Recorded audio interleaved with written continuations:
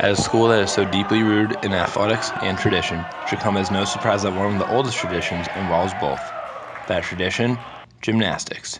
Gymnastics on campus dates back to before basketball was even invented. So gymnastics actually begins with James Naismith. So a lot of people don't actually know that, but Naismith was a great gymnast, and he actually performed at various gym shows here at Springfield College as early as 1890.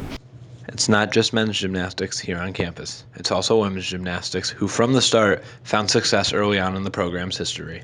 The women's gymnastics team here at Springfield College won the first ever national championship of women's gymnastics, and that is not just Division I, II. I mean, it was the national championship for women's gymnastics in 1969. It doesn't just start with the current student athletes here at Springfield College that are part of the gymnastics program present day. It also starts with the strong alumni base that the programs have built.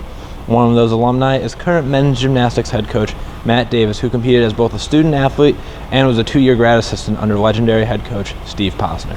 So we're one of the older gymnastics programs in the country.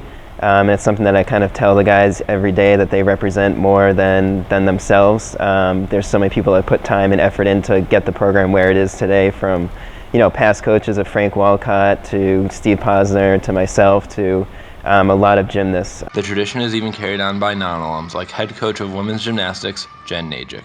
Najik, who in her time at SUNY Cortland competed against Springfield College, talked about what it's like to help carry on the tradition of excellence. It certainly gives me something to live up to, following Cheryl Raymond and Murray and Coach Potter, and even just the men's side too. It has such a strong valued, it's such a strong valued sport within Springfield College and within NCAA. It makes me want to talk to those coaches and ask what they did and ask how they were so successful, so that we can continue that growth. How has it lasted so long? Simple. Spirit, mind, and body. Mostly, I think, because gymnastic ties into our philosophy in spirit, mind, and body. And gymnastics is a type of sport that is not only for builds the body, but also builds the spirit.